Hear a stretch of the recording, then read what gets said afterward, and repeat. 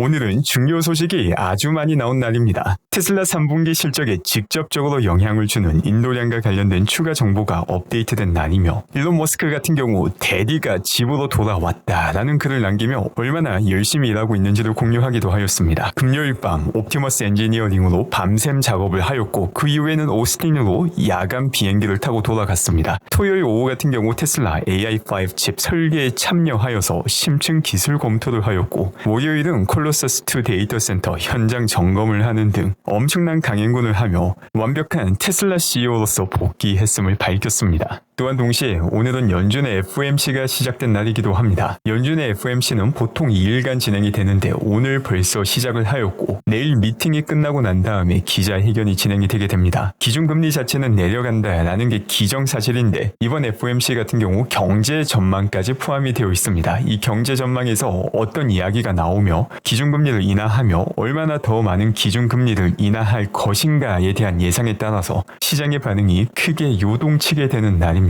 그리고 이것보다 훨씬 더 흥미로운 내용이 있는데 바로 일론 머스크가 AI 칩이 어떤 식으로 발전하고 있으며 이를 통해서 다음 버전 FSD가 어떻게 바뀌는지까지 유추할 수 있는 내용입니다. 이와 관련된 내용 지금부터 살펴보겠습니다.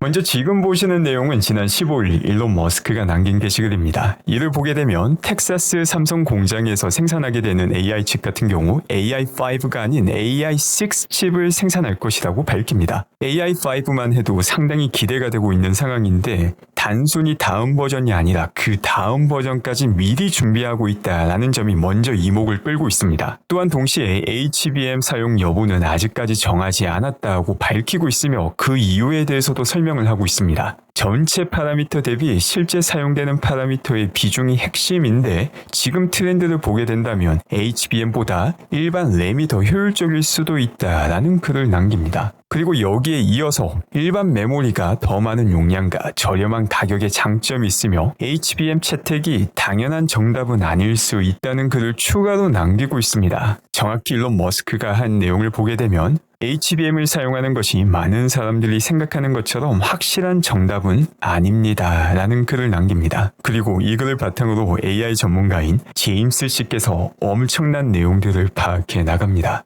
그 내용을 보게 되면 테슬라 FSD에서 처음으로 스파르시티 기술을 사용하는 걸 공식적으로 확인했다고 밝히고 있습니다. 이 스파르시티 기술이 정확도 손실 없이 비용과 복잡성을 줄이는 기술인데 이 내용을 어떻게 도출했는지를 보면 정말 흥미롭습니다. 제가 이 제임스 씨 글을 읽으면서 느낀 점은 정말 아는 만큼 보인다라는 게 모든 분야에 적용이 된다는 걸 느꼈습니다. 제 채널 애청자분들은 아시겠지만 제가 지난달 휴가를 다녀왔습니다. 이 휴가 도중 느끼고 깨달았던 것 중 하나가 아는 만큼 보인다는 모든 것에 적용이 된다는 것입니다. 이게 오늘 제임스 씨가 밝히는 내용과도 연관이 있기 때문에 제가 동굴 탐사를 하며 느꼈던 이야기도 공유하겠습니다. 저는 이 동굴을 스릴을 즐기기 위해서 갔는데 동굴 탐사를 하는 도중에 정말 많은 것을 배웠습니다. 처음에는 그냥 돌이고 한 번도 못 가본 곳을 가기 때문에 재밌겠지라는 생각을 했는데 동굴 탐사 안내해 주시는 분의 설명을 들으니 이게 단순한 돌이 아니고 이 역시 하나의 책이다라는 걸 깨달았습니다. 이 동굴은 약 3억 5천만 년 전에 만들어진 석회암 덕분에 형성이 될 수 있었습니다. 3억 5천만 년 전에 석회암이 만들어지고 8,500만 년 전에 융기가 일어나면서 그 석회암이 산의 일부로 바뀌게 됩니다. 수백만 년에 걸쳐 빙하가 녹아서 물이 들어오기도 하고 물이 이 석회암 틈으로 들어오기도 하였습니다. 그 결과 이 물들이 조금씩 석회암을 파먹으면서 수백만 년에 걸쳐 이 동굴이 만들어지게 됩니다. 동굴이 만들어진 이유 자체가 물이 석회암을 파먹으면서 생겼기 때문에 이 동굴에 있는 물은 탄산수소칼슘을 포함하고 있으며 이 탄산수소칼슘을 포함한 물이 같은 곳에서 계속 떨어지게 되면은 마치 고드름과 같은 종유석이 천장에서부터 만들어지고 계속 물이 떨어지는 바닥 부분에서부터 고드름의 반대 모양으로 나오는 석순이 만들어지기도 합니다. 그런데 지금 영상에서 나오는 구간을 보게 되면은 다른 구간과의 차이점이 있습니다. 동굴 자체가 수백만 년 동안 물이 조금씩 석회암을 파먹어서 만들어졌기 때문에 대부분의 동굴이 맨들맨들하고 반짝반짝 빛나는 종류석과 속순을 많이 볼 수 있습니다. 그런데 이 앞에 돌덩이 같은 경우에 맨들맨들하지 않고 상당히 뾰족한 부분이 많다는 걸 알 수 있습니다. 왜 얘만 특이할까? 이런 정보를 모르고 보면은 그냥 돌이 좀 특이하네 라고 지나칠 수 있지만 동굴의 역사를 알고 보면은 결코 일반적이지 않은 돌이다라는 걸 볼 수 있죠. 그래서 그 이유에 대해서 고민을 해보니까 정답을 동굴 천장에서 찾을 수 있었습니다. 이 돌덩이의 모양과 동굴 천장의 모양이 거의 비슷하다라는 걸 확인할 수 있고, 이를 통해서 이 돌은 물에 깎여서 형성된 게 아니라 동굴 천장에서 밑으로 떨어졌다라는 걸 유추할 수 있게 됩니다. 그런데 유추가 거기서 끝나는 게 아니라 이렇게 떨어져 내린 돌덩이 위에 새롭게 석순이 자라나고 있는 걸 볼 수 있는데, 이 석순의 높이가 정말 조그마하지만 이 높이의 석순이 생기기까지 걸리는 시기가 2000년입니다. 그렇기 때문에 최소한 이 돌덩이는 2000년 전에 동굴 천장에서 떨어져 내렸고, 이 부분에서 계속해서 석회암을 녹인 물이 떨어져서 석순이 자라고 있다라는 것까지 논리적으로 유추할 수 있게 됩니다. 이처럼 관련 배경 지식을 가지고 있으면 돌멩이마저 단순한 돌멩이가 아니라 역사를 알려주는 책이 된다는 걸 볼 수 있습니다. 그리고 지금 제임스 씨가 하고 있는 게 이것과 똑같은 일을 테슬라 AI에 적용하고 있는 것입니다. 그런데 이 내용을 조금 더 정확하게 이해하기 위해서는 제가 앞서 동굴의 형성 과정부터 왜 동굴 안이 맨들맨들하고 왜 고드름과 같은 종류석이나 석순이 생기는지까지 알아야지 해석을 할 수 있는 것처럼, 도대체 이 AI가 어떻게 작동하는지를 알아야지 제임스 씨가 하는 말을 정확하게 이해할 수 있습니다. 그렇기에 이와 관련된 배경 정보부터 정리하도록 하겠습니다. 지금 보시는 게 하나의 AI 모델인데, 이 모델 같은 경우 사람이 적은 숫자 이미지를 제공해주면 이게 어떤 숫자인지 정답을 알려주는 AI입니다. 그리고 이 정답을 알려준다라는 게 최종적인 결과물에 0부터 9까지 숫자가 적혀져 있는데 이 9에 불이 들어온 것으로 확인을 할 수 있죠. 지금 보시는 이 동그라미 하나하나가 AI 모델 안에 뉴런이라고 불리는 것입니다. 이 뉴런이 하얗게 불이 들어온 걸 활성화되었다라고 하는데, 도대체 어떤 과정을 거쳐서 이 9라는 게 활성화되었는지를 먼저 이해할 필요가 있습니다. 그래서 이게 어떤 과정을 거쳤냐를 보니까 이 전 단계를 보게 되면 또 두 곳에 불이 들어와 있죠. 첫 번째로 불이 들어온 것을 보게 되면은 이 동그란 패턴을 먼저 파악합니다. 9에서 위쪽에 이 동그라미가 확인이 되면 불이 들어오고, 수직으로 일직선을 그은 부분이 보이면은 또다시 불이 들어온 걸 확인할 수 있습니다. 이 두 개의 불이 들어왔기 때문에 동그라미와 세로 직선을 합쳐서 9가 된다라는 걸 볼 수 있는데, 도대체 AI는 얘가 동그라미이고 얘가 직선인 걸 어떻게 알았을까? 어떤 과정을 통해서 이렇게 불이 들어오게 되는 걸까? 이 부분에 대해서 또 이해가 필요하죠. 이 동그라미만 조금 더 세부적으로 보면은 뭐 다양한 곳에서 밝기는 다르지만 불이 들어왔다는 걸 알 수 있는데, 이 동그라미 역시 다양한 부분으로 나눠볼 수 있습니다. 하나의 전체 동그라미가 아니라 동그라미의 왼쪽 윗부분, 오른쪽 윗부분, 그래서 각 부분이 확인되면은 여기에 불이 들어와서 이걸 합쳐서 이건 동그라미다 라고 결정을 내리는 걸 볼 수 있는데, 아니 그러면은 도대체 어떤 계산이 이루어졌길래 이런 것들을 파악할 수 있는지, 바로 거기에 대한 정리를 하겠습니다. 일단 맨 처음 나오는 이 뉴런들 같은 경우 사용자가 제공하는 인풋을 통해서 만들어집니다. 지금 이 이미지 같은 경우 9라는 숫자가 적혀져 있는데, 지금 이 동그라미는 노란색으로 표현되어 있지만 실제 사람이 제공하는 글 같은 경우에는 모두 다 검정색 아니면 흰색으로 표현이 됩니다. 그래서 이 픽셀 하나하나를 전부 다 나열을 해서 이 픽셀 안에 검정 부분과 흰색 부분의 비율에 따라서 이 수치를 0에서 1까지 쭉 나열을 합니다. 첫 번째 레이어, 입력 레이어 같은 경우 이 이미지의 픽셀 자체가 수치로 변환이 됩니다. 그럼 그 다음 뉴런이 어떻게 결정이 되느냐가 중요한데, 이 두 번째 레이어에서 첫 번째 뉴런의 값이 결정되는 방법은 이 뉴런과 연결되어 있는 이전 레이어의 뉴런들을 모두 다 아주 단순한 연산을 합니다. 이걸 어떻게 계산하느냐, 이 첫 번째 뉴런의 이 픽셀의 밝기로 정해졌던 이 값과 가중치를 곱하고 이 픽셀의 밝기로 정해졌던 값과 또 이 가중치를 곱하고 얘네들은 모두 다 더하고 마지막에 편향 하나를 더해서 그 값의 총합이 이 두 번째 레이어의 첫 번째 뉴런의 값이 되는 것입니다. 그러니까 지금 보시는 이 선 하나하나가 모두 다 가중치를 나타내고 있다는 것입니다. 이 가중치는 어떻게 사용되냐면 이전 뉴런의 값과 곱해서 모두 다 더해서 그 다음 레이어 뉴런의 값을 계산하는 데 사용이 된다는 겁니다.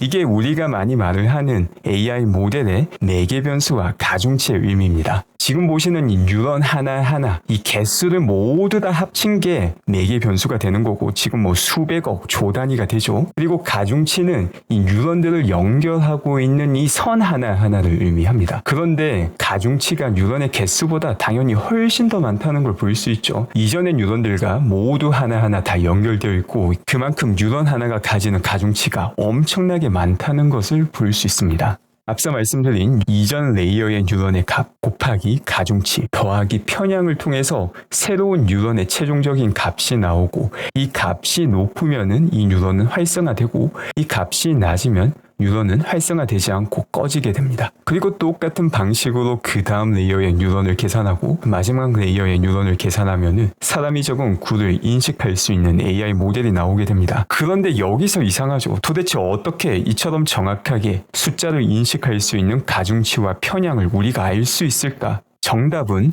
우리는 모른다입니다. 이 각각의 가중치에 어떤 수치를 입력해야지 사람이 적은 숫자를 인식할 수 있는 AI 모델이 나오는지 우리는 모릅니다. 그래서 어떻게 아는가? 이 가중치에 아무 수치나 주고 모델을 돌려보고 그 결과값과 정답을 비교해서 얼마나 유사한지에 따라서 이 수많은 가중치를 계속해서 미세하게 조정을 하고 이걸 미친 듯이 많이 하면은 놀랍게도 이 9라는 숫자를 인식하는 가중치와 편향을 찾아내게 됩니다. 이 과정을 트레이닝이라고 하는 것이고 이 과정이 미친 듯이 연산이 많이 필요하기 때문에 이 트레이닝 센터에 필요한 컴퓨팅 파워가 엄청나게 높다라는 것이죠. 그래서 이 트레이닝 과정을 거쳐서 각각의 선에 들어가는 가중치를 모두 다 파악한 다음에 주어진 입력값이 있을 때 그 값과 가중치를 곱하고 더하는 연산을 하는 걸 우리는 추론이라고 하는 것입니다. 추론과 트레이닝 사이에 필요한 연산량 차이가 얼마나 큰지 명확하게 볼 수 있죠. 그런데 제임스 씨 같은 경우 앞서 일론 머스크가 했던 말을 바탕으로 FSD 신경망에 스파르서티가 사용되고 있다라고 밝힙니다. 그러면 도대체 스파르서티가 뭔지 어디서 힌트를 얻었는지 여기에 대해서 정리할 필요가 있고 이게 어떤 의미를 갖는지까지 정리할 필요가 있습니다. 일단 지금 처음 보시는 모델이 우리가 앞서 살펴봤던 일반적인 모델이고 이걸 댄스 매트릭스라고 합니다. 두 번째 보이는 게 스파르스 매트릭스입니다. 여기서 차이가 뭐냐면 앞서 댄스 매트릭스에 존재했던 엄청나게 많았던 가중치를 확 줄여버립니다. 댄스 매트릭스 같은 경우 모든 뉴런들이 다 하나하나 연결되어 있는데 스파르스 매트릭스 같은 경우 연결을 아예 끊어버리는 애들이 엄청나게 많이 증가하는 걸 볼 수 있습니다. 지금 아래쪽을 보게 되면은 이게 행렬을 나타내고 있는데 색깔이 진하면 진할수록 가중치의 수치가 높은 걸 의미합니다. 그런데 스파르스 매트릭스 같은 경우 전부 다 0으로 바뀌어버린 곳이 아주 많다는 걸 알 수 있죠. 앞서 설명드렸듯이 이 뉴런을 계산하기 위해서는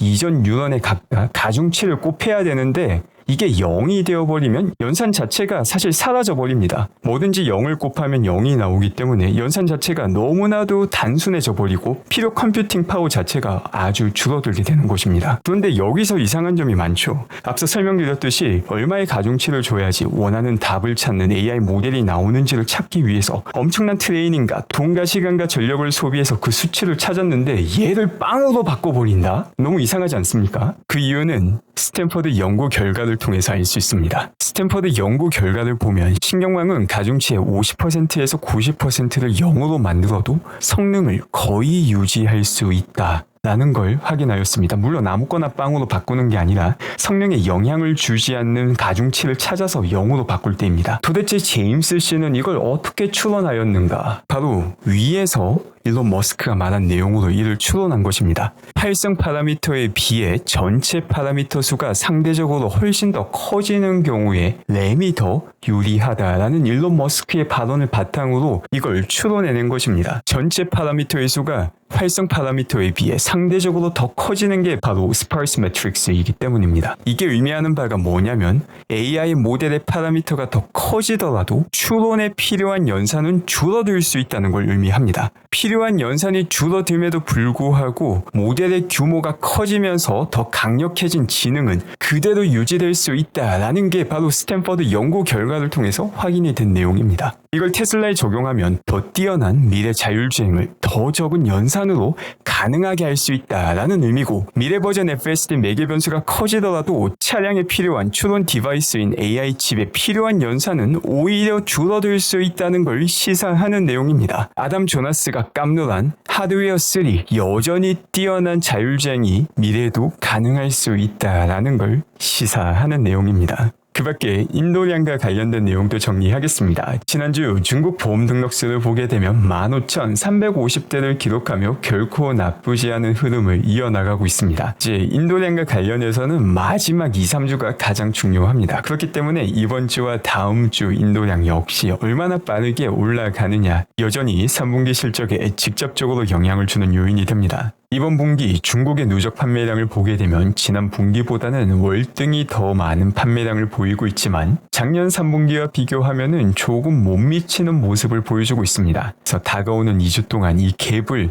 얼마나 많이 할 수 있을지 혹은 따라잡을 수 있을지 지켜볼 필요가 있는 부분입니다. 또한 중국 내 판매량 안에서 신규 모델 Y 롱을 보게 되면은 생각보다 판매량이 엄청나게 높지는 않다는 걸 볼 수 있는데, 이는 새롭게 나온 모델 Y 롱이 수요가 부족하다라기보다는 이전의 모델 Y 백로그가 상당히 길기 때문에 먼저 주문했던 모델 Y를 먼저 인도하고 있을 가능성 분명 존재합니다. 역시 마지막 남은 2주 동안 얼마나 빠르게 신규 모델 Y 롱의 인도량이 증가하는지 지켜볼 필요가 있는 부분입니다. 마찬가지로 유럽 역시 마지막 3주에 가장 높은 인도량을 기록하게 됩니다. 최종적으로 분기 마지막 3주 동안 얼마나 많은 인도량을 기록하느냐에 따라서 성적표가 크게 바뀌게 되는데, 이와 관련해서도 아주 긍정적인 내용이 확인이 되었습니다. 바로 기가 베를린 공장 책임자가 밝힌 내용입니다. 테슬라가 강력한 판매 실적에 힘입어 올해 남은 기간 동안 기가 베를린 공장의 생산량을 늘릴 계획이라고 밝힌 것입니다. 현재 매우 좋은 판매 수치를 기록하고 있어 3분기와 4분기 생산 계획을 상향 조정했다라고 밝혔습니다. 지금 우리가 보고 있는 이 인도량 데이터 같은 경우 실제 인도가 된 수치만을 확인하고 있지만, 앞서 말씀드린 것처럼 대부분의 인도량이 분기 마지막에 몰아서 일어난다라는 점을 고려하면은,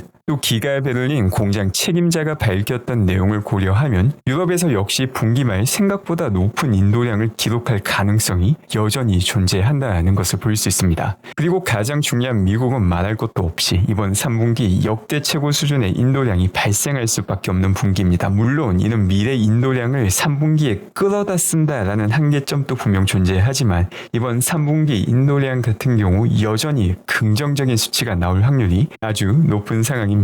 오늘도 함께해 주신 분들 감사드리며 언제나 행복하고 즐거운 하루 되시길 바랍니다.